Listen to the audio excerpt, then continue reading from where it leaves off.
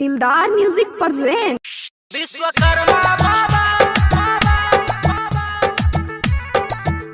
हम मांगै छी किछ ने हमरो बताया दिया हो कहै छी अहाँ के बाबा यो अहाँ जगत के दाता यो बोल दे बाबा विश्वकर्मा की जय हो कहै छी अहाँ के बाबा यो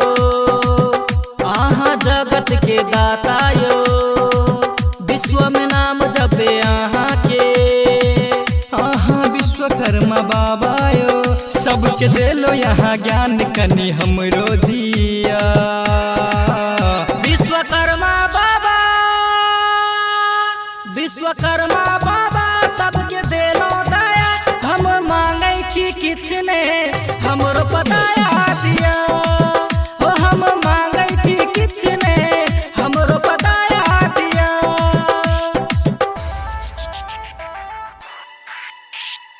दिलदार म्यूजिक प्रेजेंट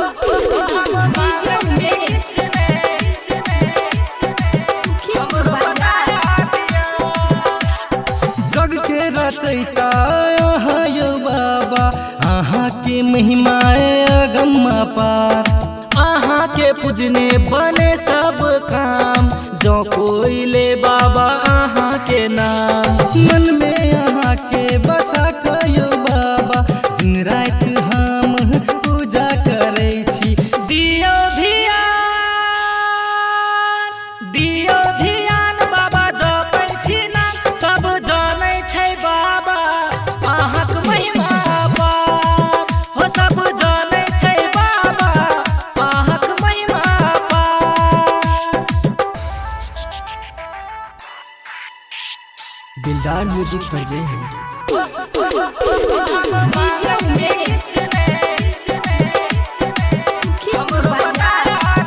ओ जल में छी अहाँ बाबा थल में अहाँ छी अहीं छी बाबा सगरो जहाँ अहीं के कृपा से उड़ल प्लेन जल में जहाज बाबा थल में टरे हम छी गवार बाबा करै छी गुहार अहीं से मिलल हमर जिंदगी का आधार विश्वकर्मा बाबा सबके देलो दया हम मांगै छी किछ ने हमरो बताया दिया ओ हम मांगै छी किछ ने हमरो बताया दिया दिलदार रिकॉर्डिंग स्टूडियो जनकपुर 16 संपर्क नंबर 98 178 34 5 83।